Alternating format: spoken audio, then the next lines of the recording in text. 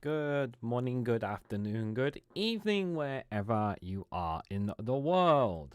This is Reganelite here. Hello, everyone. How are you guys all doing? I hope you are all doing well. Welcome to Reganelite's Viewpoint, episode 126 of this series on the 1st of December, the first day of this month at 8 p.m. UK time. We are dual streaming live on youtube.com/Reganelite and on twitch.tv/Reganelite1. We've got 5 stories. I've got an additional one and maybe a video after, depending. But the maximum time we're going to go is about an hour, 30 minutes. I don't want to go any further than that. But we got a couple of interesting stories, plus 2 funny videos as well that we'll be diving into here. I've also got 1 or 2 bits as well I wanted to share with you guys as well for tonight. Just let me just run a couple of things with you guys here. I have, you may have noticed, I've updated the Good Morning Show for tomorrow. So I've actually made a new intro and outro for the Good Morning shows. So instead of this nice sunny beach, you will get a bit of a winter feeling. The only downside to it all, though, is I had to put a song in because for some bloody reason I couldn't get a blizzard sound effect anywhere, which is a bit of a joke if you ask me. The only thing I had was snow footsteps, which didn't really work with what I've got. But it's okay. Now, hopefully the song won't be too annoying for some people. It is a bit of a Christmassy song for the show, but it'll be quite low. It's just, but the scenery is very well. What I will say is that the scenery of the intro of the Good Morning intro and outro is very, very nice indeed. Let me just say hello to everyone in the chat. Dave McGinnis, good to see you, my friend. Hope you are doing well. Hope you have a good evening at work, my friend. Jao, good to see you there. Hope you are doing well. And correct me if I'm wrong. I'm pretty sure. Well, I was on YouTube just literally about 20 minutes ago. I just saw a post from you, and I believe, correct me if I'm wrong, today is Independence Day for Portugal. Correct me if I'm wrong on the chat, in the chat there. Hope you are doing well, one of our moderators. Good to see you, buddy. And do check out Jao's YouTube channel. Link for his channel is actually in the description, believe it or not. I've updated some of them as well, just for reference there. I'm pretty sure that's Lefty there. Good to see you there. Hope you are doing well. Unfortunately, it's turned to Miss Elby there. Hope you are doing well. Good to see you there. Melody, good to see you there as well. Very Christmassy clothing, my friend. Yeah, I mean, I've got to make the use of the Christmas jumpers while I can, because you only wear them one time of the year. So, and I'm hoping my wrestling Christmas jumper comes before Christmas as well. Jao has confirmed that today is Independence Day for Portugal. Independence Day from Spanish occupation, the 1st of the 12th, 1640. Wow. Yeah, fantastic. Happy Independence Day. I hope Portugal are celebrating today with that. So just before we get going, I just want to throw a couple of things in here. I'll remind people over the next couple of weeks. So there is a Wednesday, Thursday where I won't be doing any live streams. Not next week, the week after. I won't be doing any live streams during those 2 days because I will be away. Also, during the Christmas period, there will be certain live streams I will not be doing because of obviously Christmas Day, Boxing Day, and also there's a weekend period where I'm spending time with family as well. At the moment, from looking at the schedule as I was scheduling in the live streams, you may have noticed all of this series, this live stream in particular, should be going ahead all the way through Christmas. So our Viewpoint show will be going all the way through Christmas, not changes of ever. However, as for the rest of the shows, there's no guarantees that they'll be going all the way through Christmas. I do want to do either Christmas Eve or Christmas Day. I want to do a fun live stream for you guys. You know how we did Friday Lights? You know how you like your Daily Blazes, Friday Frolics? I want to do something like that, either Christmas Eve or Christmas Day. I'm probably going to do it Christmas Eve for you guys. Probably going to do it Christmas Eve because I want to do a fun show here. I wanted to do a show with Lee Korn, but I can't get a date set with him. So I'm going to do one for you guys at some point. We're going to have a fun show. I want to do one for Christmas for you guys. So the chances are we'll probably do it on Christmas Eve in the evening for you guys. If you guys are up for that, we'll probably do that. But I'll have a look a bit closer to the time there just for reference. Chris Fisher, good to see you there. Hope you are doing well. Right, let's get started and not any more rambling, because I'll be rambling forever, and you will forget all what we're going to be talking about today. So let's start with one of the big stories that's come out over the last couple of hours now. What is this screen? What's going on? I've got a problem with my screen. Why are you not moving?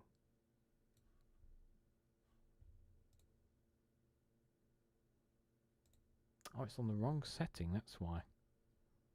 Hold on a second.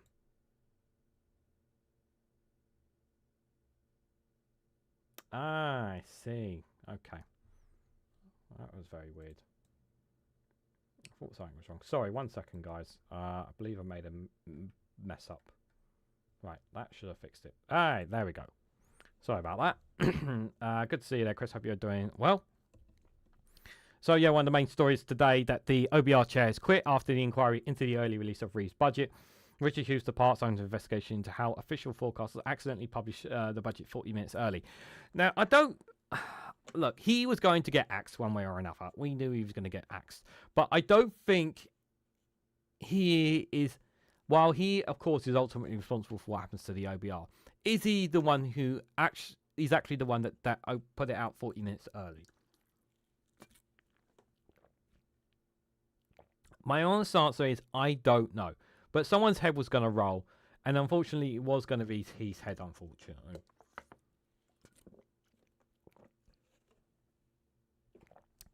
But I don't know if this guy's been made a scapegoat. The OBR is a bloody joke. We shouldn't be having the OBR. I mean, it's something just for the markets and just to keep them happy. Viper Scott, good to see you there. Hope you are doing well.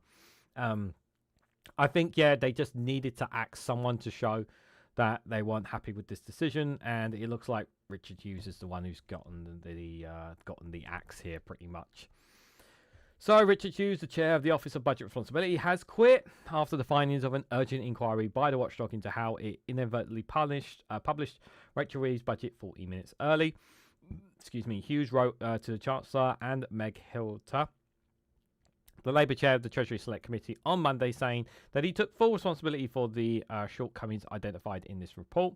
And he wrote in the letter that the OBR plays a vital role in the UK's physical policy making, and it is critical that the government, Parliament, and the public continue to have confidence in the work that it does. I don't have confidence in it. I just think it's done there to act as a shield, yeah, I'm not personally in favour of the OBR personally. I don't think we need it. I think it's just there to use as a buffer, really, just to appease the markets, really. The inadvertent early disassemblation of our economic and physical outlook, the EFO, on the 26th of November was a technical but serious error. He added, I also need to play my part in enabling the organisation that I have loved leading for the past 5 years to quickly move on from this regrettable incident.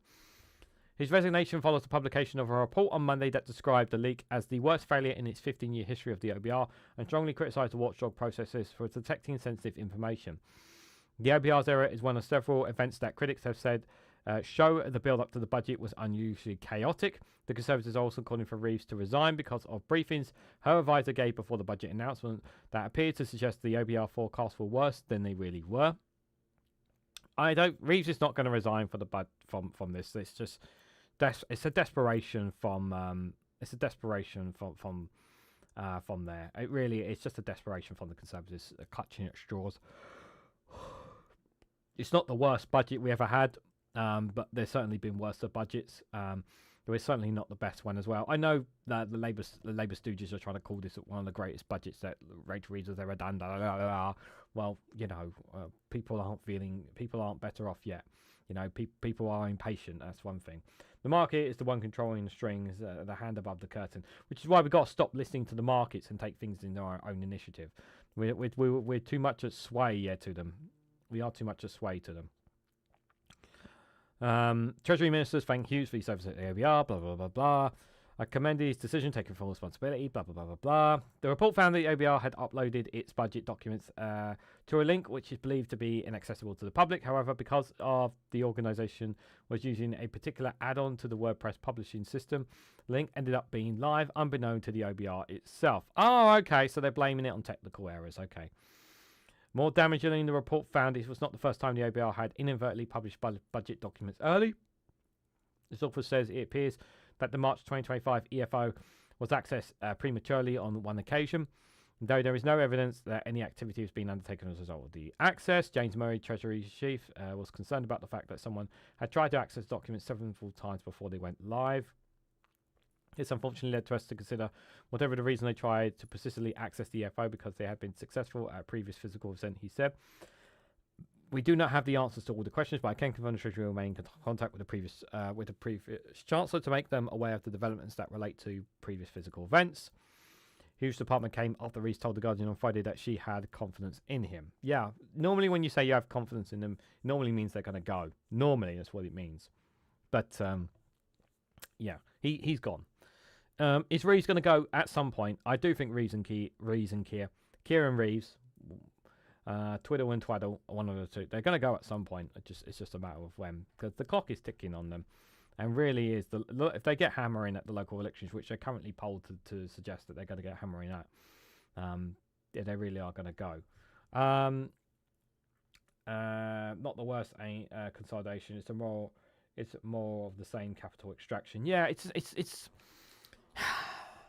I think this budget is just like a carry-on, with the big caveat of, yay, we're getting rid of the 2-child benefit cap. Finally, we're lifting children out of poverty.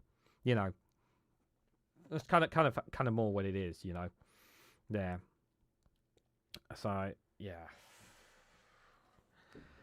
I mean, what more do I need to add to it apart from, you know, it's supposedly an independent body, which we know it's not really an independent body. Let's be honest here, because it's really not that independent. I don't have much faith in the so-called OBR personally. But I don't really have any more to add to it. That has already been said, really. And it's not like he ain't going to find another job. He's going to find another job anyway. So I touched on it this morning, but I want to dive a bit more into it here, guys. So this is from Sky News. Your party's founder, Zarah Sultana, hits out at parties, witch hunt and bullying. The MP for Coventry South also slammed the sight of a Muslim woman being manhandled and dragged out of the party conference. Now, I'm going to be honest. I did look at some footage today and yesterday over the weekend of some of the conference. I've not physically seen footage of people being manhandled and dragged out of the conference. I've not personally seen it. If somebody has seen that footage, please let me know, because I've not personally seen somebody literally being manhandled. This is what she's saying. I've not personally seen it. Some people would differ from that. But let me just say this. This whole party thing has been a bit of a... It's just... In the run-up to this conference, it was like... This was the one time to show unity, to show strength, to put pettiness aside and work together as a cohesive force for the benefit of the left, for the benefit of the UK as a whole, for the benefit of the country per se, right? This was their chance, their opportunity to shoot us. Now, granted, like whenever you start a party, it takes time to build foundations. Nothing is perfect. There's always going to be bumps on the road. I think everyone can agree with that. It takes years to build up a party. Okay, we all agree with that. Yeah, it can take years to build up a party and get it right. Okay, the main reason why this party even got off the ground in the first bloody place was because of Zarah Sultana and Jeremy Corbyn. Without those two, this party, nobody would have given a bat in an eyelid. Nobody would have given a shit about it. Jeremy Corbyn in particular, right? The only reason this has worked, this has gotten the attention it has, is because of those two individuals. You take those two individuals out of it, nobody in the mainstream media is going to talk about it, and no one on social media is going to talk about it. It's like it's like UKIP, you know? They still try to be. It's like UKIP, still trying to think that they're the cool kids, yeah, but they're actually the guys in the bar. They're in the shadow area in the corner of the bar, which, you know, they'll try to say something, but nobody's listening to them, or nobody cares what they have to say. Like that's what your party would have been if it wasn't for these two specific people. You know, couldn't really add more to it than that. And we know, and I've made this clear. I generally believe this, and I know some people would disagree. I generally believe Zarah Sultana has been the main culprit behind the kerfuffles and the calamities of the foundation of this party. And the reason why I say that is because it all started with her. It started with her announcing it when she wasn't supposed to announce it.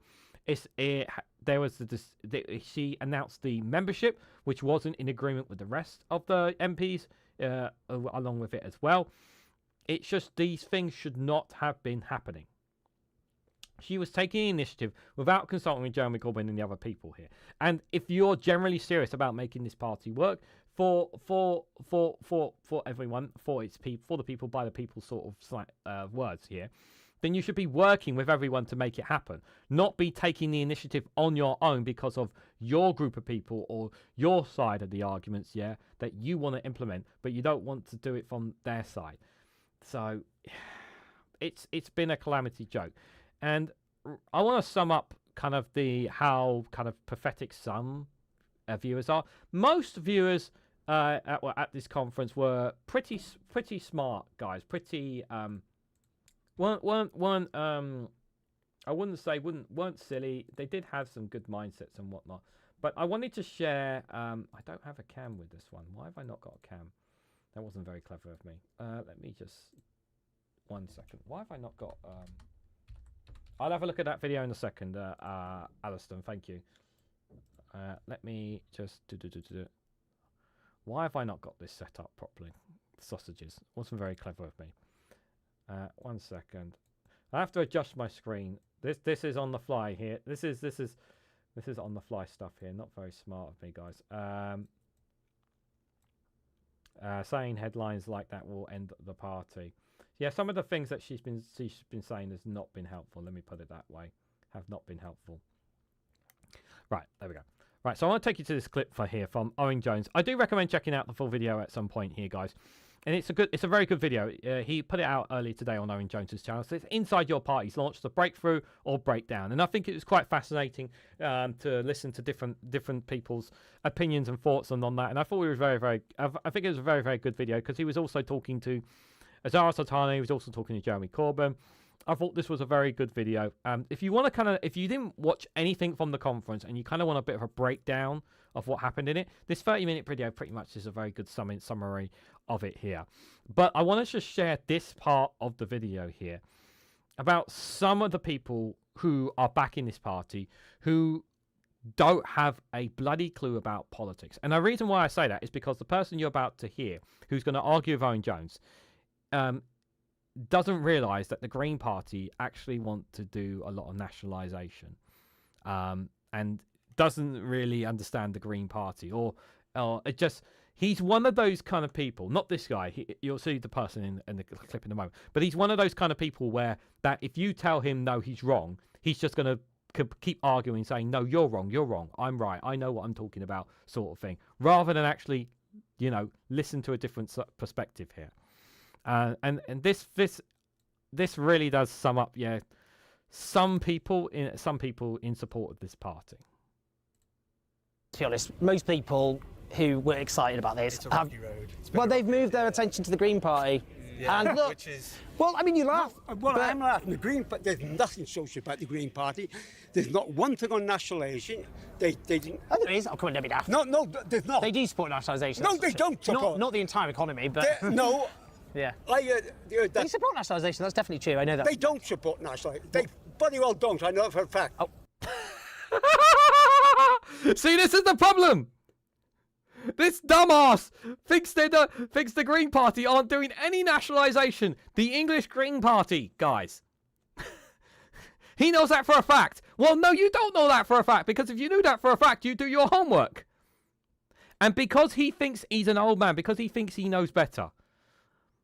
Now, this is just one person. I want to make this clear. This is not everyone in your party. But this is somebody here who is embedded in one set of ideas or one set of belief. Then he's not prepared to listen to different sides of the argument here. Yeah? He's being told, no, this is not their policies. He's saying categorically, undeniably, that it's a fact that the Green Party are not doing national parties. That they don't do they're not nationalising anything, the Green Party, okay? Despite the fact that Zach Polensky has made it clear, it's very clear on Green Party politics that they want to nationalise the water company. That's just one of many things that they want to nationalise. But apparently he knows for an absolute fact that the Green Party aren't doing any kind of state intervention whatsoever, okay? They do support nationalisation. No, they don't. Water, energy, all the rest of it. Yes, No, they don't. No, they don't. I'm going to have to disagree with you on that. Well, you can disagree what you like. It's in their manifesto. Look, I'm old. I've been a lot longer before you were born. I know they do not support national. You can say you were born before me. That's true, but it doesn't detract from the fact objectively they do support nationalisation. No, they don't. Their leaders didn't say that. What he said at welfare is fair enough. It's a reform inside. He supports public ownership of utilities and services. But what he said, I heard him deny it. I heard him on. Well, I did. He has publicly stated this. Does not support. Okay. He didn't say. But do you think this isn't going to win people back from the Greens? I think this issue because they seem positive and kind of good vibes. It's not very good vibing. They're liberals. What they are, they're a bunch of liberals. Right. Well, that's not going to win people over because they've got 170,000 members. A lot of those members, there's people who signed up to this. I think a lot of people look. I mean, it just. I'm not going to play the whole clip from Owen Jones because I do recommend people checking out the video in your own time. But this guy here, look. A lot of people, unfortunately, when you read there are some people who are dead set in their one set in mind and are not willing to listen to different sides here. And I don't know if this guy's a unionist. I don't know where this guy's background is, but he is so convinced that the Green Party are just like the Liberal Democrats. Now, as far as I'm aware, I don't see that personally, because a lot of their policies don't reflect a lot of what the Lib Dems are saying. You might say that about the European Union, but this here, like the attitude of it, it just doesn't stick right with me. And I will say, obviously, that this is only one person. This is not everyone's perception at your party. There's different political views. But overall, I just think the party is just not going in the right direction whatsoever. I really, really don't. I think it's just not good at all, guys. So, speaking on the main stage, the MP for Coventry South says there has been witch hunts and bullying at the top of the new left-wing party, and declares that she will not stand for this. And here's the thing that baffles me the most, right? Here's the thing that baffles me the most. Like, no one is telling me. And I've not heard this anyone. No names have been mentioned of who is denying people entrance into the conference, who's actually making the decisions at the top of the conference of bullying or witch hunts and all this stuff. Like, who is making these decisions? Because Jeremy Corbyn has no idea what was. When Jeremy Corbyn was asked about this, he had no idea what they were being talking about. So I don't even know who the hell they're talking about when Zarah Sultana boycotted the first day of the conference, standing outside in solidarity with those who couldn't gain entrance. I was like, who's stopping them going in? Like, is Jeremy Corbyn lying? I don't know. Somebody's lying. Like, it's like, we don't know who to go to because there's not a direct leader. There's no direct leader of the party. And now, over the for those who don't know, the party's name officially is called Your Party, which you have to get used to now. But the second thing is obviously they voted on the leaders what kind of leadership structure that we're going to have. Were they going to have a collective or were they going to have a single leader? And they voted for a collective. And it's a very narrow win for the collective instead of having one single leader. I'm pretty sure my friend Dave McGuinness mentioned it about the collective leader, and I say it here. I believe it was Max Robespierre said on his video. I have to agree with him. This is not a good idea. This is not a good idea. Like, I was very much did not like the fact that the Greens were doing before Zach Palahniuk came in, they were going to go. They had a two co-leader thing, which I thought was kind of silly. Like, there should be one direct leader controlling the party, and then it follows the people below. And that's exactly what it should have been here. You know, if you have one leader, one political leader, you've got someone that the media can talk to. You've got people that can approach people that go to. And that's what Zach Palahniuk is. That's what Ed Davey is for the Liberal Democrats. That's what Kemi Bagnall is for the Conservatives. Keir Starmer for Labour. That's what Nigel Farage is for Reform. Yeah? You have one leader, and then you have the people below it, right? But they're not going to have that. And what we don't know is, we don't know how many people it's going to be. We don't know if it's going to be a group of 5 people, 10 people, 20 people in this collective unit. And here's the thing, right? How is it going to function? How are they going to make names? Who's going to be speaking on behalf of them? Or who's going to be going out speaking on behalf of the on the representation of your party? Is it going to be Jeremy Corbyn? Is it Zarah Sultana? That would make logical sense, but they're not obviously leaders. Are they going to be part of the collective of this collective at the top as well? Are they going to be a part of that? That's going to be another question as well. There's still so many questions and not enough answers about this. Pete's Muted, good to see you there. Hope you are doing well. Vote Green in England is your only left or centre party. Yeah, it really is at this point. These divisions only benefit Reform, and it acts like a Soviet-style party. To be fair, it's a clusterfuck, in my opinion. It is very clustery. Like like they're saying that the Greens are not a socialist party, but they have social policies. They do have social policies. And the thing is that they're more organised. You know, I'm sorry. Like, I know it's not going to be perfect, but I know things that are setting up a party is not going to be perfect, but it just feels like there are things getting a part of this that should not be happening. But again, like, we'll see over time how your party does. But they've already looked. I mean, I don't know if they're going to have candidates already up in the local elections, but. She also apologised for hiccups at the foundation of the party, admitting that some of it was her fault. Well, at least she admitted some of it was her fault. It was, you know, it was her fault. At least she's. I'll give her credit for apologising at least. It will remain your party after a vote 5 members. Infighting, witch hunts. Some of the members seemingly being expelled were belonging to the Socialist Workers' Party.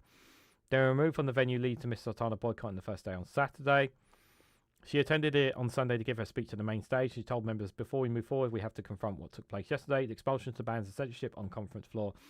Unacceptable, it's undemocratic to attack it on members and its movement. And no decisions were made at the top, not by you. Many of those people expelled only found out they had arrived in Liverpool. People who had travelled across the country, took time off work to book hotels, spent hundreds of pounds that they could not easily spare, discovered at the door that they had been barred. And this is the part I really do think, regardless of what you feel about, like, I don't know too much about this, what's this party called? Socialist Workers' Party. But regardless of how you can, regardless how you feel about this group, like, doing this to a group of people when they've booked hotels, they've booked travel and costs and everything, and they get told on the day or literally the night before the day that they can't come in, is just absolutely absurd. It's absolutely absurd. You know, complete and total disgrace. It's just not. It is undemocratic from Zarah's point of view. She added, and the sight of a Muslim woman being manhandled and dragged out of the conference isn't something that should shame any party that claims to stand for equality and justice. I don't know. I've not seen any footage of that. And again, if anyone has, do let me know when I can look at it. These actions come straight out of Labour's right handbook and the same playbook that we have lived through all these years. Again, I think it's a bit excessive to say it's just like Labour. I don't know if that's a fair assessment, but she said it, not me. The witch hunts, the smears, the intimidation, the bullying, the legal threats, and the leaks to the Murdoch press. Let me be absolutely clear, the members will not stand for this, the movement will not stand for this, and I will not stand for this. Mr. Sultana make those comments a few metres from co-founder Jeremy Corbyn, who was sitting at the table on the stage. There have been allegations denied by a spokesperson that the Corbyn faction have been behind the chaos. I don't know if the Corbyn group campaign had been behind it. She later took responsibility for the chaotic launch of the party, which she took ownership of. She said, some have noticed the progress of starting up this party has had some hiccups. Some of it is my fault, we know that. We have to be together working for each other. Members voted for the collective leadership model by a margin of 51.6% to 48.4%, which has been seen as a blow to Mr. Corbyn, but also avoids a battle between him and Ms. Sultana. While the decision was celebrated by her and ally, Mr. Corbyn told our political reporter Faye Brown, people have voted against utilising the biggest asset the party had, and that's Jeremy. Yeah, so some people thought that Jeremy should have been the leader. I don't know if he actually wanted that or not, if I'm honest. So, but they've had their conference. It was a calamity, and we will have to wait and see how your party goes forward from here, because that really is the question going forward here. Sorry, I need to reset. refresh one of my screens here because it decided to flood it with ads. Can't have a tan and a beard be an ascot, says Chris Fisher. You guys talking about melody? That's a cocktail, says Pete's Music. So Pete, you're listening to music and drinking cocktails again. Viper Scott says collective leaders will not work. Co-leaders is better. Not like co-leaders is better, but it's just staying regularly. 1 leader is better. What? Yeah, like co-leaders is like I wasn't a fan of it under the Greens, and I'm glad they went with 1 leader now. I hope they don't try and do that again because I just think it's not ideal. I just don't think it's ideal. I just don't think the co-leader thing is ideal. I think you should have a leader. You can have 1 or 2 deputy leaders, but that's about it. You know, like I think Zach Palancy's got 2 deputy leaders, which is kind of cool instead of 1, which is nice. You know, which is I think is perfectly all right as well. But we'll continue to watch the unraveling of reform of your party as we go along, guys. Now, speaking of unraveling, it was today's also quite a day. It seems like every Monday there's like something new to share from the independent from Reform UK guys. So for those who aren't aware, there's been new toys, shiny toys Reform UK have gotten. Only one problem is they're all old toys that were used by the Conservatives. So 3 former Tory MPs have defected to Farage Reform UK. One said he believes the Conservative Party has lost touch with the people that he was meant to serve. So 3 former Conservative MPs have defected to Reform. A source in Nigel Farage's party is confirmed. Jonathan Gullis, who we'll get to in a moment, who represented Stoke-on-North-Trent. Linda Litchkey, who served as the MP for Grimsby, and the former Bolton MP Chris Green have all joined on their own accord online, a Reform Party source confirmed to PA. Mr. Gullis is a former Conservative Party deputy chair and was briefly an education minister. He's currently the mayor of Kingsgrove as well. So I don't know enough about Linda Litchkey or Chris Green. So they're just former MPs who lost their positions, I suppose. I'm assuming they lost their positions at the last general election. But Jonathan Gullis, who has been struggling to find a job, and he made it quite clear to mainstream media and online that he was struggling to find a job after he lost his position as the MP for Stoke-on-Trent. He was very, very sad about it, you guys. But he made some comments in the past that he really should not have made of, you know, guys. You know, it's really important that you be careful about what you say in the past, because sometimes it can come back to, you know, bite you in the you know what. And oh, for God's sake, I've got to refresh the page. I've not had a very good start to this live stream, and it's really not ideal, you know, when things that you've said in the past come back to bite you here. So here's one of many clips to remind ourselves of what Jonathan Gullis has said in the past about, you know, Reform UK. So this one here, Jonathan Gullis has defected to Reform. Here he is saying that there's not a cat's hell in chance that I'll be defecting. For me, it takes courage and conviction and belief to stay within something and fight for what you believe in. And then he calls the Chief Whip, Lee Anderson, a liar. Well, I'll give you an exclusive, Joe, because I've been told through certain members of the lobby that my name is one of these 9 being floated around by Reform UK. Oh. Absolutely not a cat's hell in chance will I be defecting. I joined the Conservative Party at 18 years old. I've been a councillor, I've been an association officer, I've been a regional chair, I've been a parliamentary candidate and now a member of Parliament. I'm not far off 36, and nearly half of my life has been dedicated to the Conservative Party cause. Sorry, I know I don't look like I'm in my 30s. I appreciate that, but you know, for me, it takes courage of conviction and belief to sometimes stay within something, like a political party, where you have very different views within that and fight for what you believe in. I get very frustrated at times with some of my colleagues. I certainly would like to see certain things. You've heard me on your show, the New Conservatives, which I'm part of. We've shared our ideas of what we think we could do around immigration skills, but it takes real moral courage to stay in there and fight for what you believe in. Sarah did that during the Corbyn years, as did many other Labour MPs, including my predecessor, Ruth Smith. So I think that it is a shame. I don't think Lee had to go. I think working class values, particularly what my grandfather taught me, and he was a working class guy, who was, drove lorries, served in our Marines and served overseas, keeping our nation safe. He told me, if you're clumsy, to use Lee words, or if you get something wrong, put your hand up and say sorry. Exactly. And I don't see why he couldn't have found those words on the particular specific point around Mayor Khan being allegedly controlled by Islamists, which is simply not true. And I think it's therefore a knee-jerk reaction from Lee, one I think he will come to regret. But ultimately, we will find a Conservative candidate in Ashfield, and I'll be helping all my parliamentary colleagues and all my prospective parliamentary candidates, as well as myself, to make sure we return a Conservative government. That definitely will happen, yeah. And, calling Lee Anderson a liar because of the comments he made back then as well. Oh, it's, you got to be careful what you say in the past, guys, because it really does come back and bite you there. And I want to share this. This is the nice one here from Richard Tice here on the 31st of March 2024 here, last year, with a special Easter message to Tory MP Jonathan Gullis. Given the multiple bits of embarrassing personnel information we have on you, I suggest you pipe down on your attacks against me. From Richard Tice. What a lovely young fella. It's almost as if, guys, maybe it's just me. Maybe he's been blackmailed into rejoining Reform. What embarrassing personal information does they have on him? I wonder what it is. Yeah. So there's that as well. And then I think there's one more. There was actually even another clip here, which is quite crazy.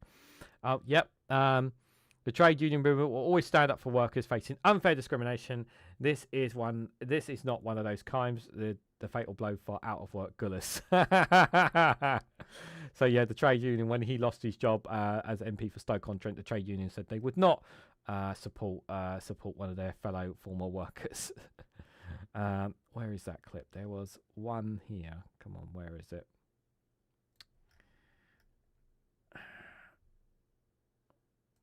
There's another old one of Jonathan Gullis here. I think here he is. Thinking about voting reform in Stoke-on-Trent. This is on the 29th of June 2024 in the run-up to the general election here. Here he is, probably smack talking a little bit of Reform UK here. Only two people who can win here in Stoke-on-Trent North, Kids Go and Talk. Either Sir Keir Starmer's Labour Party candidate, who used to be Jeremy Corbyn's party candidate in 2017, or me. A vote for any other party, including Reform, guarantees you a Labour MP who doesn't share your views and doesn't share your values. A Labour candidate who in 2015 tweeted he was upset we didn't do a deal with the EU to take a share of their illegal migrants. A Labour candidate in 2016 who tweeted on the day of the Brexit referendum that he was praying to London and the South East to save him from Brexit. Now, for those of you particularly thinking about voting for Reform, you already have someone in me who shares your views and your values.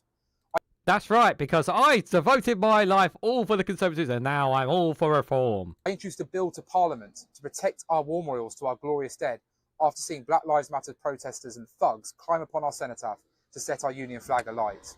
I've called out dangerous gender ideology being pushed in our NHS.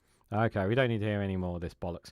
But basically, Jonathan Gullis is making it very, very clear that he was very much a Conservative through and through, and it just seems like it's all gone down the drain, guys. It just feels like it's all gone down the drain.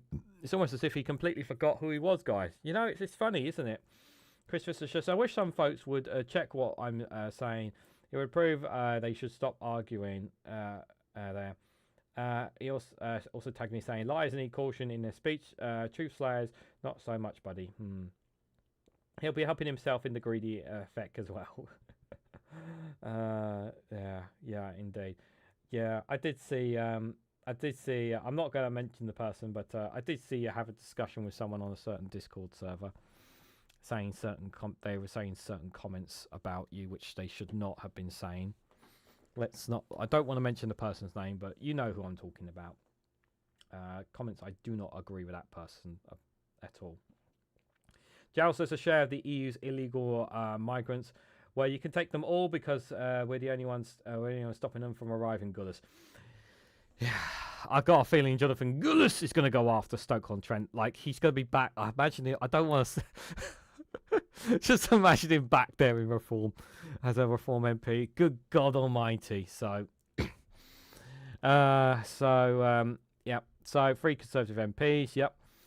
He told the BBC he had been a member of the party for 18 years, but he believes he has lost touch with the people he was meant to serve, from failing to control both legal and illegal migration to pursuing a net zero agenda that has seen a rise in our household energy bills and put jobs in Stoke-on-Trent's world-famous ceremony sector at risk. The Conservative Party has understandably lost the trust of the British public, Jonathan Gullis said in a statement to the broadcaster. I have to say it like that, Gal. It's the norm for me now. The three defections that follow of Danny Kruger, the sitting MP for East Wiltshire, who left the Tories for Reform in September. A Reform Party source says the Conservative Party is dead. That's right, because the Conservative Party is now Reform Russia.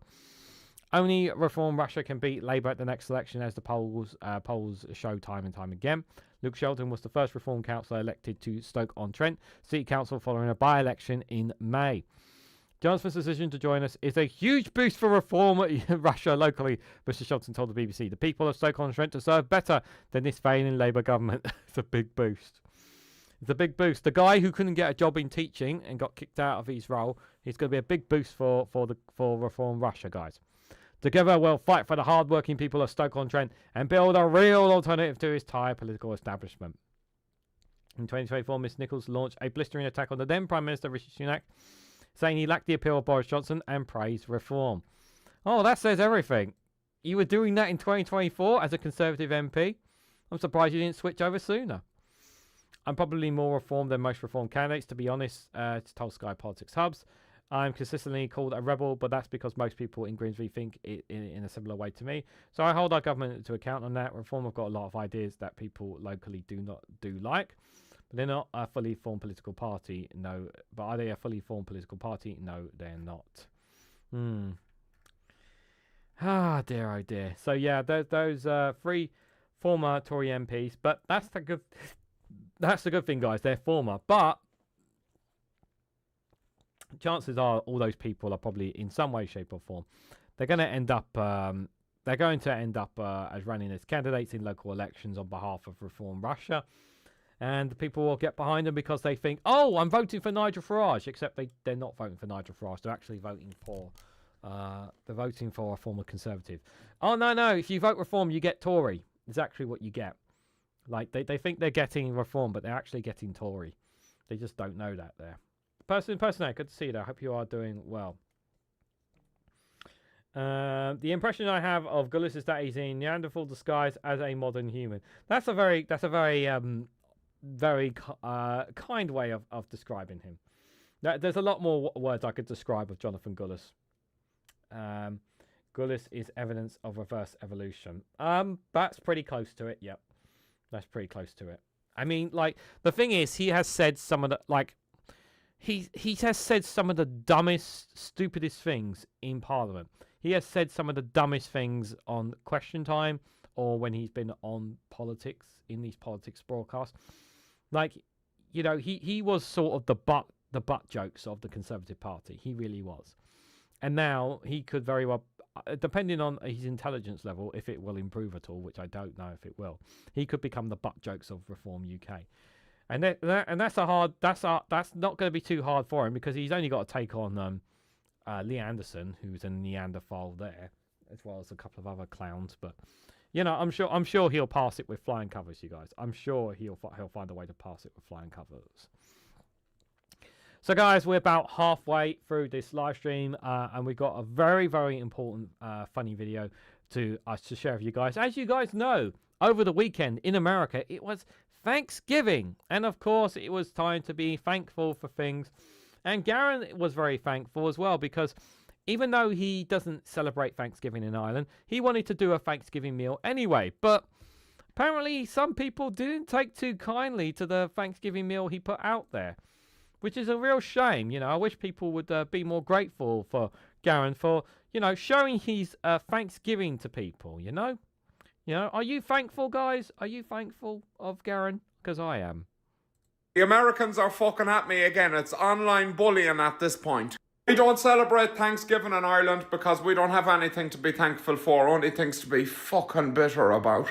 I thought for my American viewers, I'll make a Thanksgiving dinner just for fun. Well, they're fucking bullying me over it. That looks like dog shit, Garen, you douchebag. That's the wrong mac and cheese, Garen. You gotta make homemade mac and cheese. Fuck off! I'm sick of listening to ye. Middle school, aluminum foil, Walgreens, my son Tanner. Actually, most of you were lovely and enjoyed the video. There was only about 655 cunts, I counted them. So now I'm going to do a little review of your dinners. You sent me some pictures. But this one looked mostly normal until I seen this. What the fuck is that? Sweet potatoes with fucking marshmallows on it. Only the Americans could involve marshmallows in dinner. I thought dinner was one of the only places safe from marshmallows. I absolutely hate marshmallows. I hate them. Can I get some marshmallow hit in the comments, please? At first glance, this one actually looked pretty good, but then I seen the fucking mac and cheese. This should be potatoes. Never replace potatoes. You have no right.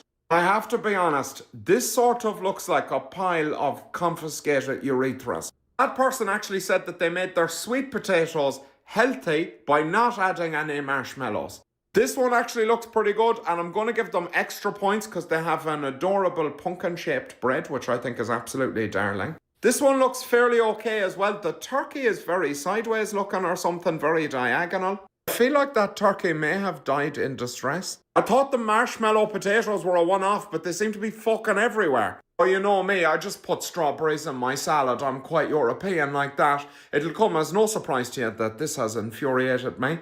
Is that a fucking pineapple? What is he doing here? When did we start giving fruit a season pass to every meal? Fruit should only be eaten in one context, begrudgingly when it's about to go off. Anyway, good work, guys. I'm thankful for you, and follow me. I'm delicious. That's right, guys. Some very interesting meals there for sure, guys. But yeah, like I said this morning, if you do celebrate Thanksgiving, I hope you had a wonderful Thanksgiving. I generally mean that sincerely there.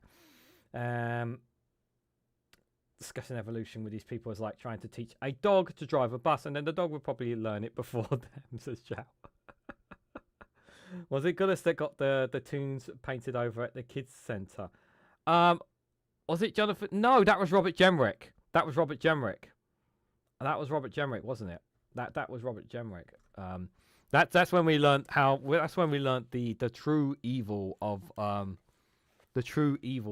the Conservatives. You know, Robert Jemrick showed how deep he could go to the dark side. Yeah, that was Robert Jemrick who painted over the mural. You know, clearly he had the nightmares of Disney characters taking things away from him, and he's never let it go on ever since, which is why he did what he did.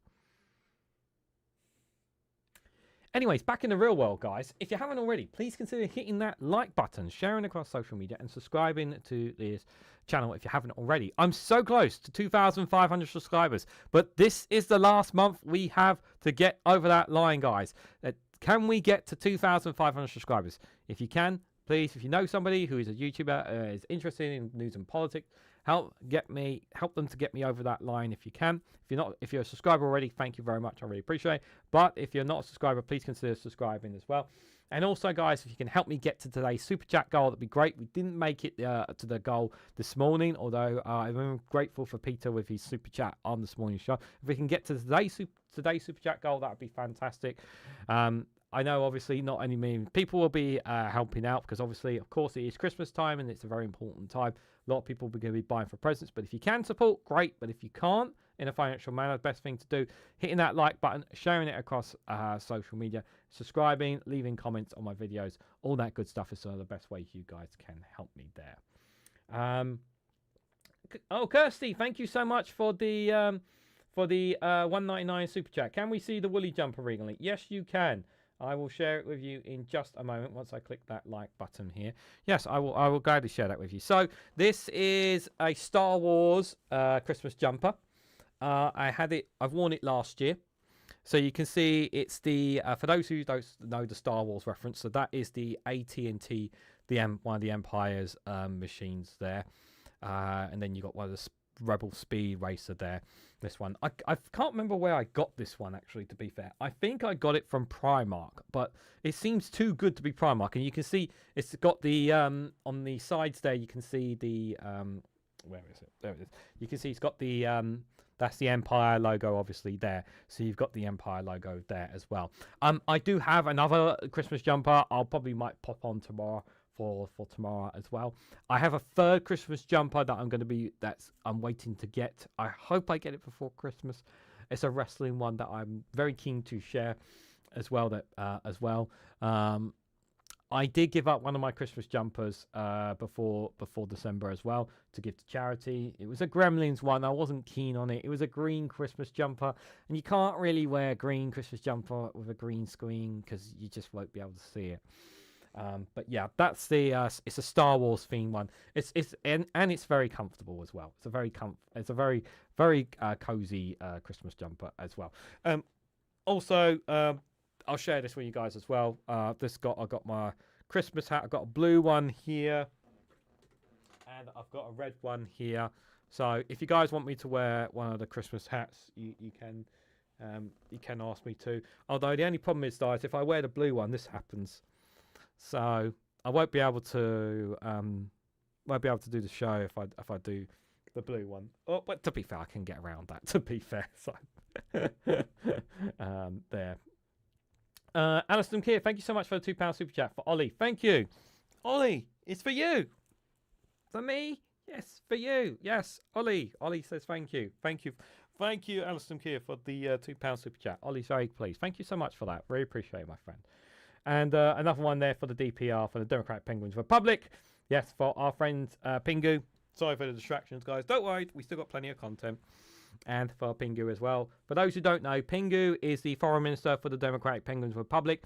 He's also represents the McDonald's Island, Penguin Island, on behalf of Briggs as well. So he normally talks to leaders there on behalf of the Penguins Islands. He actually has a decent relationship with Putin, believe it or not. Don't know what they discuss. He won't tell me, but he's always, whenever they have Briggs, he's always there as well.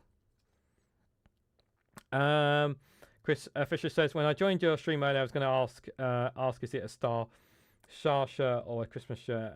And now you confirm it's a blend, which is why I was confused. Yeah, it's a Christmas Star Wars jumper. Christmas Star Wars jumper. Yeah, it's very cool. Yeah,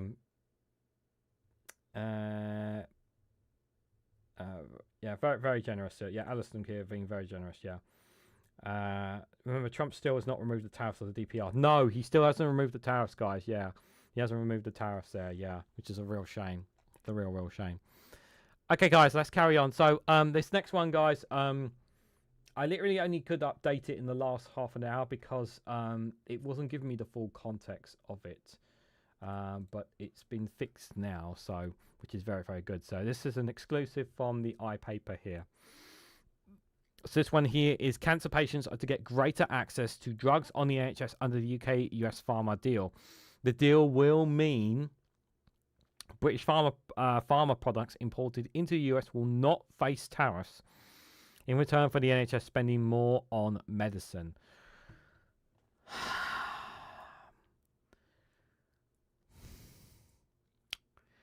So there's two ways you can look at this. So there is one way in this that you can think of that, yes, it's good that we're not going to be facing the tariffs from the US here, which is great. It's generally great. But there is, the NHS are going to be spending more on medicines. When, while, yes, of course, we do obviously get medicines from the US, we still get quite a bit from the EU as well, but not as much as we used to because we're no longer part of the European Union. And I do feel like that we've been kind of hamstrung here because I kind of blame a lot of Brexit on this. Yeah, part of this I do blame on Trump as well because we know how Trump feels about getting more money out of people.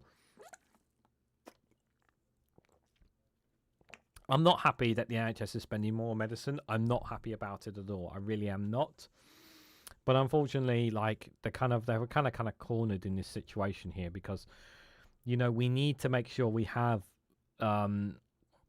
we needed to have we have the medicines that we need for people, and this is for me the healthcare and well-being of every single citizen in the UK is really vital, and we've been struggling with this ever since we've officially left the European Union. The shortages of medicines, and I'm sure some of you guys have heard of the stories or known the stories here. This And anything to help tackle cancer is always a good thing. I just wish it didn't come at more of a cost, unfortunately. So let me read more into this. So, NHS patients will benefit from greater access to drugs from a range of illnesses, including cancer and lung conditions, after the UK struck a pharmaceutical deal with the United States. Thank you so much, Viper Scott, again for another £2 super chat. Thank you so much. One less to get to confetti. Yep, just one more to get to the super chat goal. If anyone can help get us over the line, that would be greatly appreciated. So the agreement will mean British pharmaceutical products imported into the US will not face tariffs, which is good, but in return the NHS will be spending more on medicines. The US imports taxes on UK-made drugs and treatments will remain at 0% for 3 years,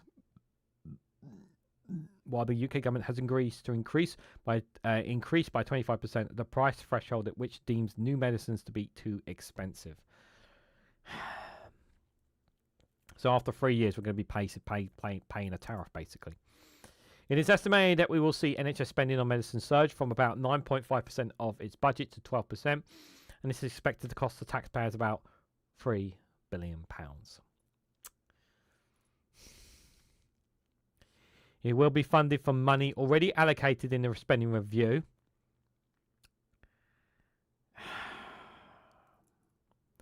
And will not affect frontline services. Bollocks. You're not going to tell me that money allocated from the spending review that's going straight into paying for this. You cannot be seriously telling me that it's not going to affect frontline services.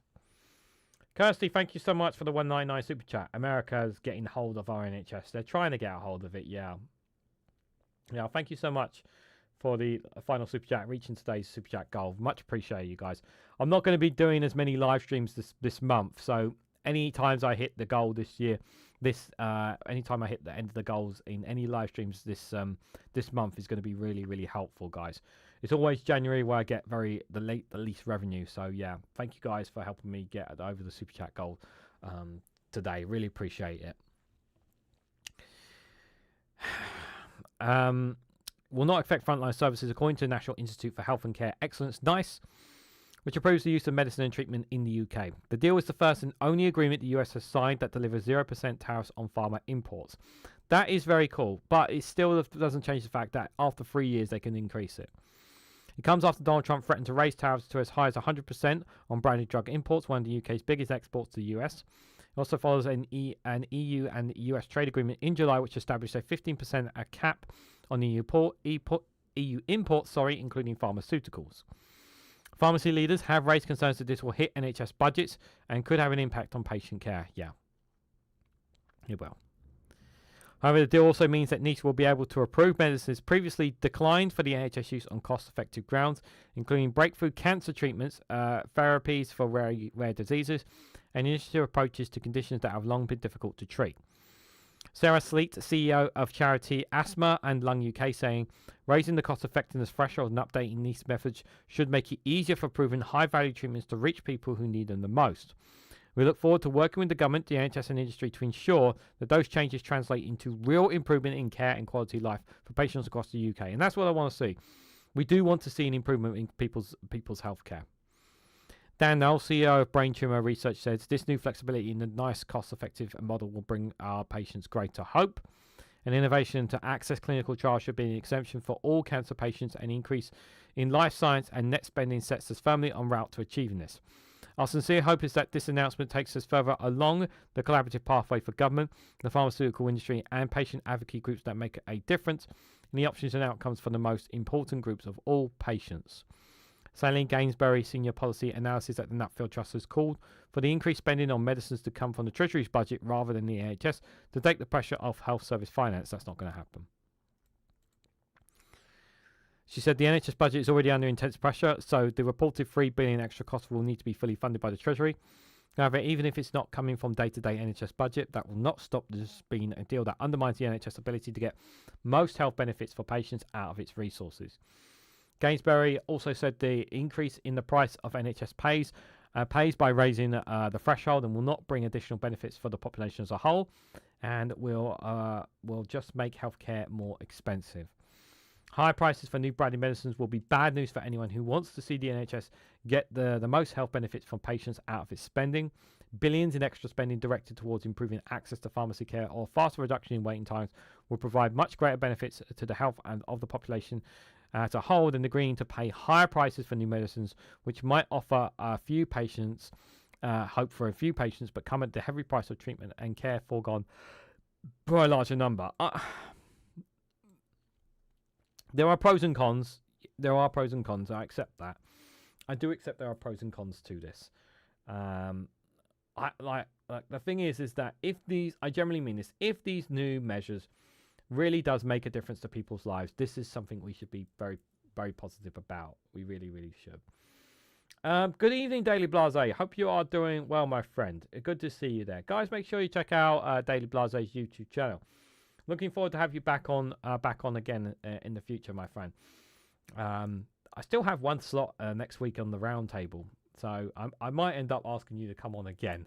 But in January, I did say that that myself, Graham Price, and Dave McGinnis, the three of us, will come back again. So I will obviously look to set a date at some point in January in the new year for the roundtable for the three of us to come round again, because I do think it was a good chat, that one. While there still may be welcome news to some in the life science industry, we need full transparency on the government's evidence for how any benefits to the wider economy will actually be realised. Yeah, it's gonna again, positives, and there are positives, but there are also big negatives. Like I said, I'm really happy about the access to newer drugs that could make a difference to people's lives, and which is also a good thing. It's a positive thing. Let's look at it from that positive perspective. Is a good thing. However, of course, I just think the cost is a lot. It really is a lot. As obviously, it's annoying, as it says there. A lot of money is coming out of the NHS budget in order to accommodate that, which is, again, not ideal. Really not ideal. But at the same time, the NHS needs to be reducing its waiting list, needs to be reducing a lot of other things here.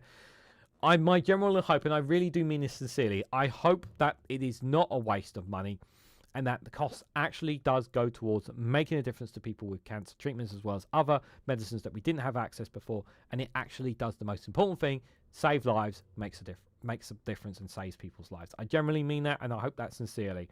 You know, I don't trust Weststream one bit, just as much as you guys in the chat. I just hope this really works out. I hope this works out, but again, you know, considering how much money we're putting towards it, I can understand people's frustration to it, you know. In the TCA, the UK could have remained part of the European Medicine Agency. Boris did not want it.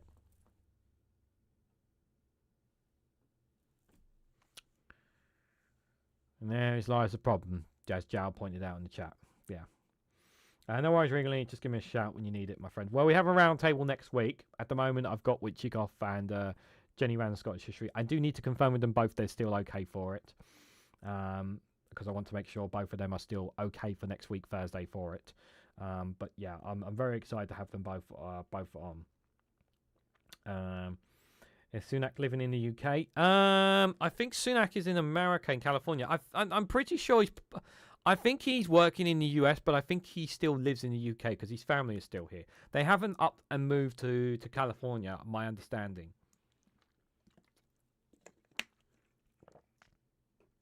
That is my understanding. I think if they had proper, like, moved, we would have heard it already, is my understanding on that. So the next story I've got for you guys is from Byline Times. This is an old news story, but it's one we looked at a few times, but never actually dived into it on the Good Morning shows, because we've crossed past it a few times here. So Nigel Farage plans to scrap nature protections that would speed the demise of the UK's countryside. Reform Russia vowed to scrap thousands of nature laws, pushing Britain's depleted countryside into irreversible decline, argued Stuart Spray here. So, you know, for all Nigel Farage and Reform Russia here, you know, they want to, for them, it's all about making money and making profit. And that's the number one goal of people within Reform Russia, and especially those who have money and influence within those parties. And I think, you know, for them pushing aside protections in the environments in certain areas, they want to push them out of the way in order to build, and industrialise a lot of the UK its countryside, English, Welsh, Scottish countryside into basically more industry so they can make more money and more profit for themselves, as well as leading to the demise of many beautiful animals, creatures and insects that we have within our beautiful four nations. And I don't think Nigel Farage gives a damn about them. I mean, obviously he'll still want to keep his fields, you know, for fox hunting, of course, because they want to protect that, of course, because that really is important for them. But yeah, I would not trust Reform Russia to look after our nature in any way, shape, or form, guys. I think it would be very, very concerning indeed. So, Miss Garras, over a chalk stream at first light, the surface broken by rising mayflies. A barn owl drifts low over a hedge road. These moments of quiet resilience are becoming rarer. 1 in 6 UK species are now at risk of extinction, and average populations have fallen 19% since the 1970s, evidence of a deepening crisis in Britain's natural world. Into this landscape steps Reform UK, or Reform Russia.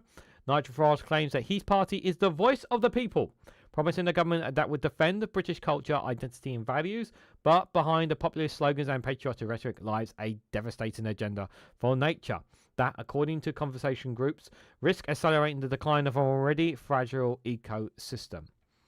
A recent YouGov poll found that 70% of adults surveyed in Great Britain want stronger environmental protections. Yet Reform Russia, which says it is preparing for government, has no credible plan to reverse biodiversity loss, safeguarding vital habitats, or restoring degraded ecosystems. I wonder how many Reform politicians, councillors, MPs have been asked about the ecosystem and protecting the environment and whatnot, and what they're going to actually do to protect them. How many do you think have been asked that question? At the centre of Reform Russia's policy platform is a pledge to scrap with immediate effect more than 6,700 retained EU regulations. Among them is the Habitats Directive, the Birds Directive and long-standing water pollution control that forms the backbone of Britain's environmental protections. Removing this critical nature law would ease restrictions on development and intensive agriculture, potentially opening the door to habit destruction on a significant scale. It would place some of Britain's most popular protected areas at risk, including sites of special scientific interest, that's SSSIs, which safeguard naturally imported wildlife and geological features, special areas of conservation, SACs, to create protected rare habitats of species of European significance, and special protection areas, SPAs, designated to conserve vulnerable and migratory bird populations. Well, you know, any kind of migration is really, really bad for Reform. And that even includes animals as well. Like if Nigel Farage sees seagulls coming from France, you know, he'll lose his absolute shit, guys. You know, it's bad enough that people are coming across on boats, but now they're flying across. And they're also swimming into our waters as some of these fish and fish species that are doing that as well, coming into our waters. They're all immigrants, guys. They're all immigrants. These protections underpin the survival of the natural landscape that still supports the UK's remaining biodiversity strongholds. Among the natural ecosystems most vulnerable to deregulation are chalk streams, a globally rare habitat mostly found in England, along with ancient woodlands, limestone pavements and coastal landscapes such as salt marshes and dune systems. The UK's peatlands, which act as a significant carbon sinks and support species like the golden plover and sundew, could also face renewed exploration for peat cuttering. River systems already under pressure from sewage discharge into agricultural runoff would deteriorate further without enforceable clean water standards. Reform Russia's plans also target agri-environment schemes, AES, including sustainable farming incentives, countryside stewardship, CS, and landscape recovery, which currently pays farmers to restore wetlands, maintain hedgerows, and protect pioneers. Yeah, and they obviously want to take away. They want to take away all these regulations, guys. Remember that, right? Scrapping environmental conditions tied to farm subsidies would effectively end these schemes. Natural England's most recent assessment found AES were boosting wildlife populations such as birds and butterflies, increasing landscape scale biodiversity, and improving water quality and flood resilience. All of this, campaigners say, would be lost under Reform Russia.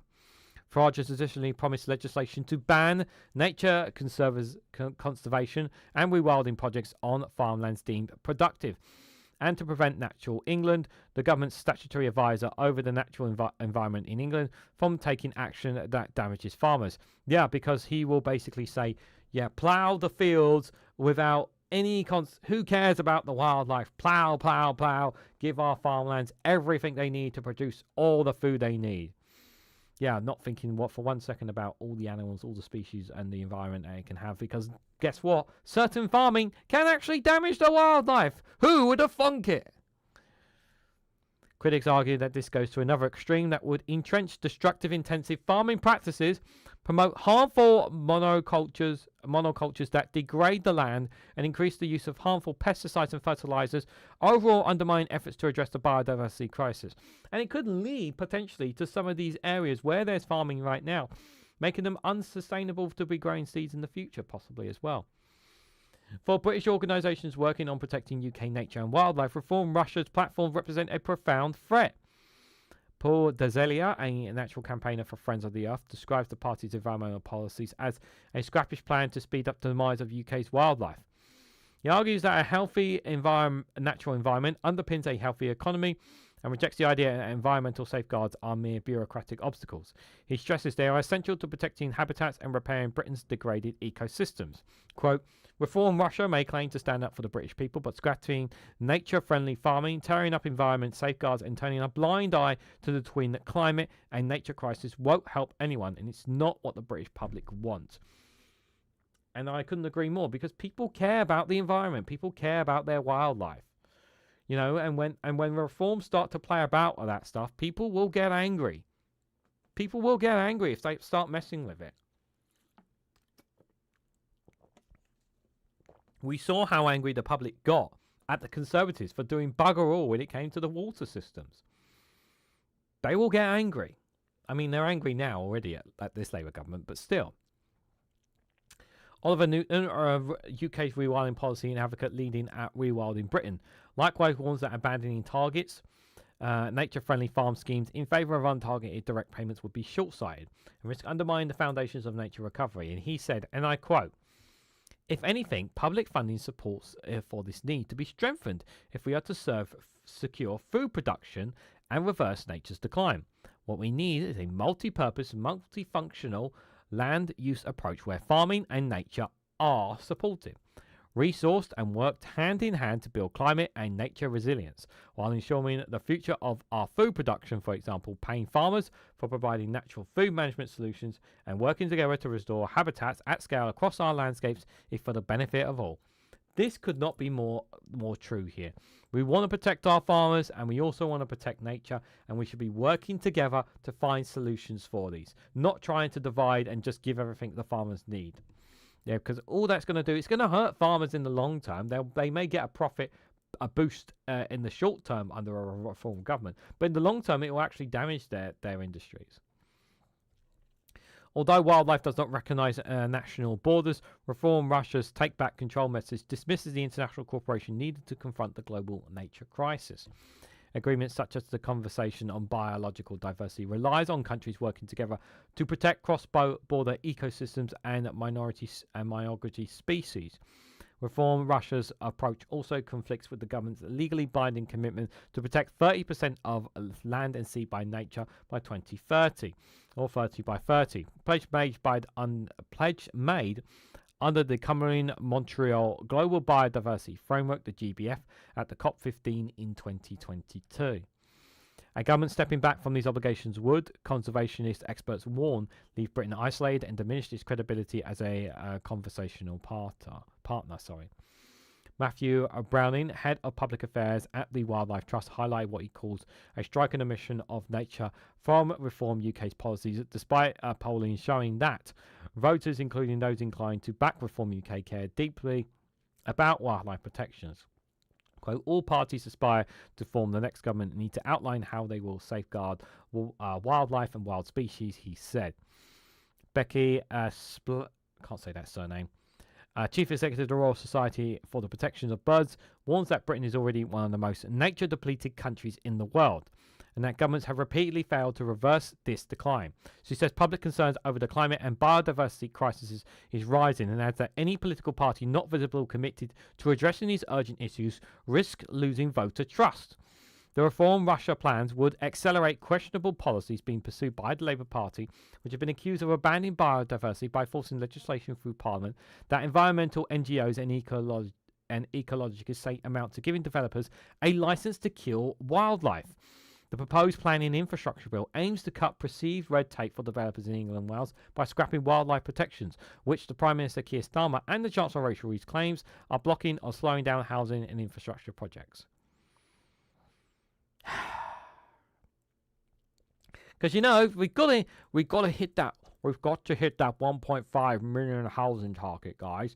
Which is why it is in the best interest that we move these beautiful creatures. We just want to push them one set aside so that we can build the houses of the future. Oh, but we didn't say what kind of houses we're going to build. But we said we're going to build 1.5 million homes. But we didn't say what kind of homes we're going to build. So I had to just put that in there. After months of discussion, the House of Lords voted in favour of Amendment 40, which would have ensured that laws protecting rare habitats and species could not be ignored by developers. However, the Labour Party instructed MPs to vote against the Lords Amendment, which was defeated in the House of Commons last week by 244 votes to 132. See here. Right. Oh God. This grinds my gears here. Here they are, right? Here is this right here. Okay. We just had a situation, right, where they have reduced the workers' rights bill. Okay.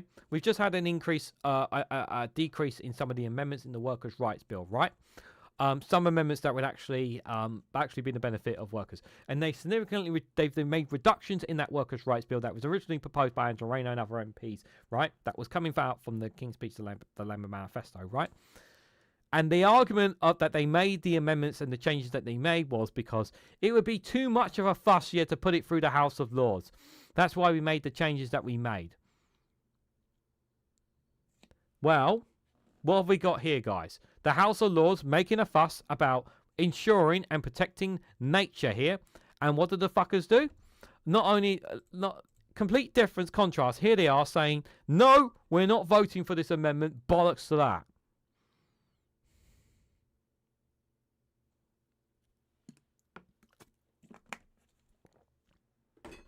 Absolute fucking pathetic. Yeah, you're right reducing the workers' rights bill, but you don't want to protect rare habitats and species as well. But here they are saying no, fuck no to rare habitats and species here, the Labour government as well. Unbelievable. Unfucking believable. Good evening, Stigmon. Hope you are doing well. Or should I say good morning, happy Tuesday to you over in New Zealand. Hope you are doing well, my friend. Thank you so much for the 20 New Zealand dollars. It's very generous of you. Good to see you there. Hope you are doing well. I bow before no man or God, and you are no God. Robert E. Howard in Conan. What a great film. What a great film. Oh, wait, don't do that. Don't do that, phone. Don't do that. In what appears to be a case of political hypocrisy, Richard Tice and Sarah Potchkin voted for the amendment. Oh, what a surprise. And in defence of the very categorically of environmental protections that Reform Russia has already vowed to abolish at scale. Reform Russia did not respond to an invitation to outline any current plans it has to address the UK's nature and biodiversity crisis. Yeah, guys. Because we know what they're going to do. They're going to destroy our beautiful nature. What nature we have here in the UK. Oh, you've got roaming deers in your area? No, we're going to run that over. We're going to turn it into big, long-winded farmland instead. Oh, you've got a free field there. Oh, no, we're going to turn that down. No. We need more farms. Let's just tear up the green, all the greenlands and turn it all into farmlands because that's what they want. More farmers with more lands. That's what Reform's argument will be. And it's like, we've got to make more British food for British people. That's why we're going to give our farmers more unprecedented access to our fields than ever before. That's the line they're going to go. And the thing is, the farmers are going to eat it all up. Because they're going to make these big, bold promises, Reform Russia, that they're going to give farmers everything that they need to thrive at the expense of the environment, at the expense of land, at the expense of wildlife, at the expense of species. They're going to give farmers everything that they need to make them succeed. That's what they're going to do. It's really dangerous. That's going to be their slogan. British jobs for British farmers.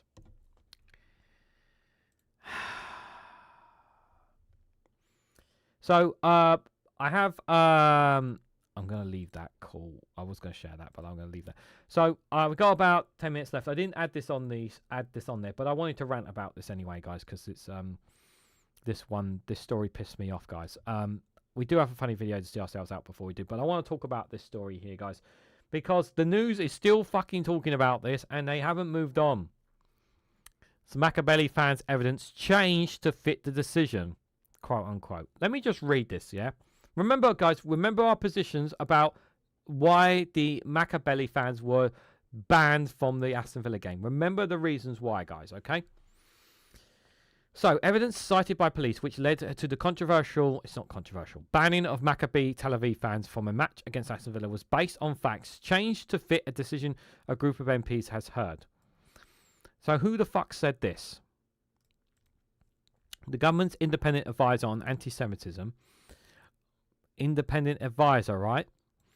Independent, my fucking ass. Or should we... how much are the Israeli lobby paying you? Told the Home Affairs Committee he struggled with some inaccurate details given by the West Midlands force. Some of the evidence conflicted different things in regards to a fixture against Ajax in Amsterdam. He said, giving one example of running street battles that did not occur on a match day. Are you fucking stupid? Like, I'm sorry, like is Lord Man just fucking stupid? Like, I can Google in literally 5 minutes finding footage of how they did in that Amsterdam. Literally, or even 2 minutes. Like my friend Dave McGuinness, always says, you can Google it. Literally 5 minutes, Google. Type in Macca Tel Aviv fans, Ajax, Amsterdam. You will find videos, lots of fan footage videos of them vandalizing and terrorizing people in Amsterdam. In 5 minutes. And here he is, he's saying, some of the evidence contemplated different things in regard to the fixture against Ajax in Amsterdam. He said, giving one example of running street battles that did not occur on a match day. Like, are you fucking stupid? This guy is trying to justify that maybe we shouldn't have banned the fans. This is what they're trying to justify. This is what they're trying to justify here. And again, I have to mention this. I've said this before and I said this again. This has nothing to do with them being an Israeli football club. This has nothing to do with them being from Israel, okay? What this is about is protecting those fans, protecting Aston Villa fans, protecting the people of Birmingham from anti-Semitism, any violence, any crime that would be caused if they had came to the city of Birmingham. Which, by the way, Birmingham has a strong Muslim population.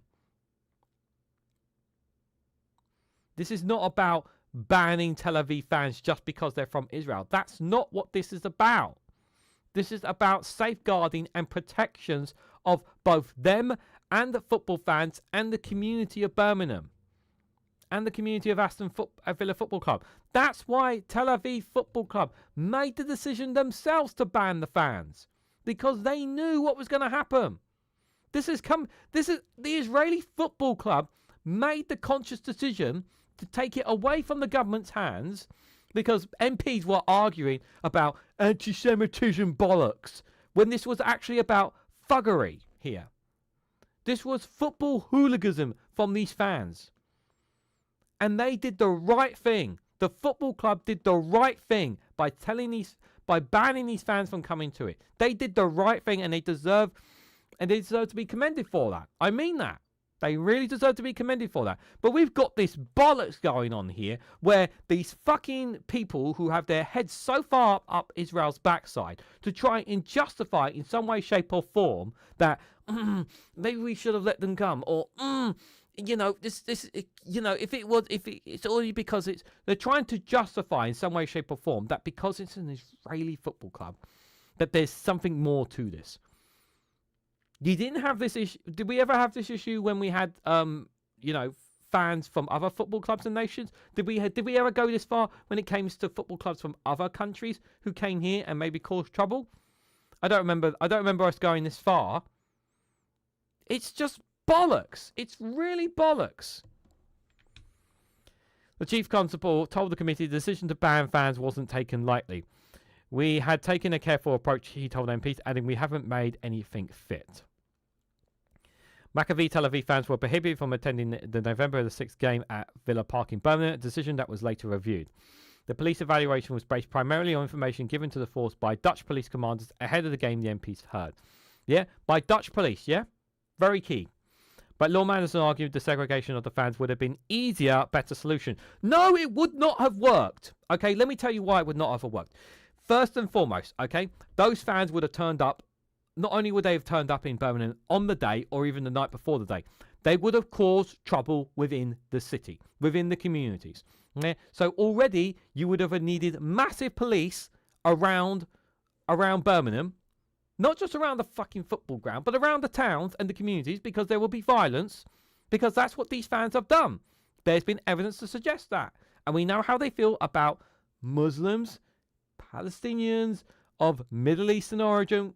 I don't need to explain it to you. These fans have very kind of one-minded views about those kind of individuals.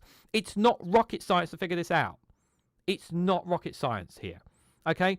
The police knew what's going to happen. The Dutch police told them what was going to happen. And they made the conscious decision. And segregating the fans, right? Like, all it would have done is maybe before, maybe after, you might be able to control these fans. But there's no way that you were gonna stop this. And not only that, there's also a high chance going the other way around that there could have been community parts of. I'm not saying this would happen, but it's possible that maybe people would have gone after them as well. Like this, it just would not have worked. This would not have worked. They're trying to justify this, and I hate this. I hate this so fucking much. Just because their heads are so far up Israel's arse. That's why I really hate this, guys. He said the police report cited Maccabi fans in the Netherlands pulling down the Palestinian flags on match day when it was one flag the night before the game.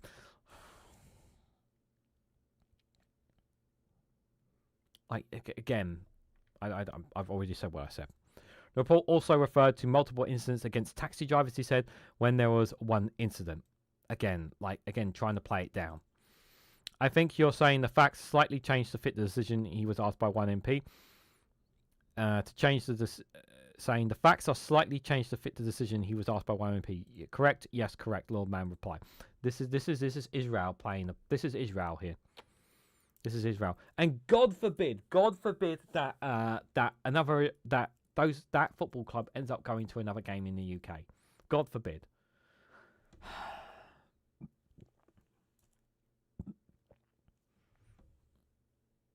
Why set the scene for unnecessary unrest? It's crazy. I just don't understand why they like the only reason why they are going this far, Kirsty. They're doing this to try and justify that in some way, shape, or form this was anti-Semitic of the like. I'm not saying they're saying this, but this is what they're implying. They're implying in some way, shape, or form that the Maccabi Tel Aviv fans were denied simply on the basis that they're Israel. But they can't actually say that because that's not the actual reason. But they're trying to imply in some way, shape or form that the Maccabi fans are being harshly mistreated here. That's what they're trying to imply with this case. Oh, look at this. Lawman also highlighted an error in the West Midlands Police intelligence reports which referred to a match between Maccabi Tel Aviv fans and West Ham, which had never happened, he said. Chief Constable admitted that ended up in a report due to social media posts. I'm not going to read the rest of this bollocks. But look, I generally mean this. Look, hats off to the Maccabi Tel Aviv Football Club for making the right decision, because they knew what was going to happen. Now, is it possible it could work in a different part of the country where there's not a Muslim majority in that area, and maybe like, I don't know, Newcastle or Manchester? Could it work out potentially there? Maybe it can, maybe it won't, I don't know.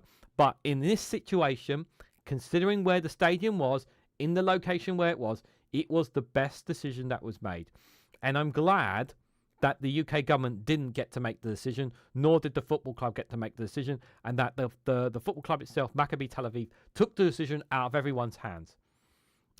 Credit to them for doing that, because they could have because people's lives could have been put at risk, people would have gotten seriously hurt, police officers would have been hurt as well. Don't get me wrong, police officers would have been hurt as well, and they bloody know it. Well done to the football club for making the right decision to say, no, we're not going to have them going there. It's better not to. It'd be better. It's in our interest and the interest of our protection of our fans not to go there. So, again, I hope this is the last we hear of this. But, yeah, the fact that they've had to drag this out tells you everything you need to know about how they feel about Israel, anything that links to Israel in particular here, guys. Because this is not all to do with football. This is about them trying to big up Israel in some way, shape or form, or try to claim that this is some ploy to deny Israel fans coming to the game or something along those lines. When this is football hooliganism, and it's going to be it would have been on a much higher level. I know you guys get that. I know most of you guys get that in the chat, but there's some people out there who generally did not see what was coming down the road. And it's just shocking. The only thing I have to say is that the Muslim in Birmingham are British, hence they should not be harassed by their country, by Israelis, and I would say the same for any Jewish British person. And that's exactly what would have happened. That's exactly what would have happened. It would have happened the night before. It would have happened on the day of the match. It would have happened before the match. It would have happened after the match. The police would not be able to control it. The police would need huge amounts of force. They would need to be in riot gear. There would be vandalism. You would have that. You would have that because that's exactly what those fans would try to do. That's exactly what those fans would try to do. They acted like hooligans. They got treated like hooligans. They did it they literally did it back home as well. At a home game, they did it back home. At a home game as well. Like, did they mention the home game that they had? I didn't listen to the committee report. I don't know if our friend Darren Daly Blase is still here. I don't know if he listened to the committee report on this, but did they even mention in that committee at all about the home game where they when they were all over, where they went hooliganism crazy at a home game as well against one of their rival football clubs? And that was nothing to do with the UK or nothing to do with Amsterdam. That was at home. Hooliganism. I know, yeah, we still have our problems here. Has nothing to do with football. It's about using football as aims to accept their political Satanism. Yeah, it's football here. You're absolutely right, Chris. It's being used as a political. I hate to coin the phrase political football. Football is being used as a political football in this instance. Yeah, you're absolutely right. Imagine you are a Muslim walking down the street, your family and a bunch of Israeli racist hooligans harass or even attack you. Exactly. It's just not safe for them. You know, we're supposed to be stomping out anti-Semitism, not bringing it in. And here's the thing, right? One last point on this, guys, right, before we go to the funny video, right? If they had went, it would have played right into Reform's hands. Do you know why? Because what would have happened was you would have had incidents, right, where these Maccabi fans would be attacking Aston Villa supporters or anyone of Muslims in there, and they, rightfully so, the Muslim people in those areas, would be fighting back. And you know what would happen then, right? You would have the right wing, you would have the right-wing media, the GB News and all that, and saying, look, Muslims attacking Tel Aviv fans. They're attacking Israeli supporters. See, look what they're doing. That's exactly how they would have portrayed it. That's exactly how the media would portray it. They would say, look at the Muslims in Birmingham attacking football fans, Aston Villa fans of Muslim majorities, attacking Tel Aviv fans, all because they're Israel. This is all anti-Semitism. That's exactly what they would have done. That's exactly what they would have done. They would have pointed the finger not at Maccabi Tel Aviv fans for causing destruction and vandalism and violence, which they would have done. They would have blamed people for attacking back and protecting themselves. That's what they would have done. It would have played right into GB News and Reform Russia's hands. It's exactly what they would have done. You know it and I know it. Right. I think we should move on because it's driving me crazy, guys.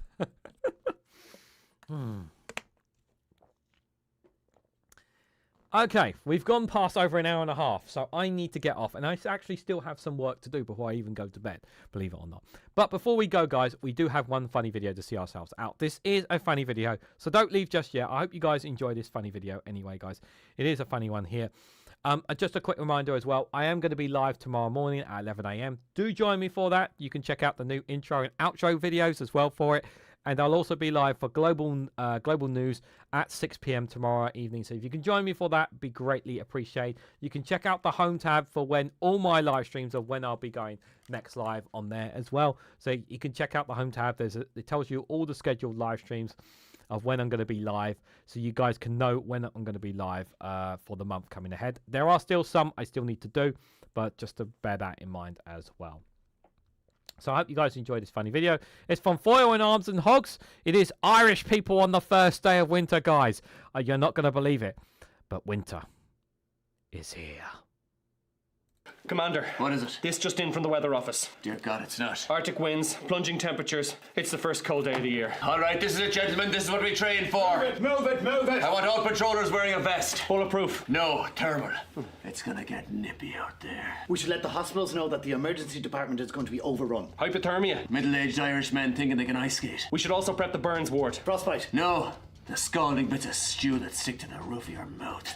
I want checkpoints posted on all major roads. What are we looking for, sir? Pricks buying their Christmas tree in November. Disgusting. And I want a public announcement. Tell all mothers it's time to bring out the children's big coat. There'll be havoc, sir. The teenagers won't stand for it. They look stupid in those big coats. You think I don't know that? What about the hat, scarf and gloves? We have to hold out as long as we can. Large-scale antisocial behaviour is building up in the city centre, sir. Vigilantes. No, gobshites in the 12 pubs at Christmas. Call in the reserves. The army. The whiskey reserves. Those bartenders are going to need all the help they can get. Yes, sir. I've got a report of a house in Cabra already putting up Christmas decorations. Send in the SWAT team. I want them taken down. The people. No, Murphy, the decorations. Decorations, Murphy. Should I order salt for the road, sir? No.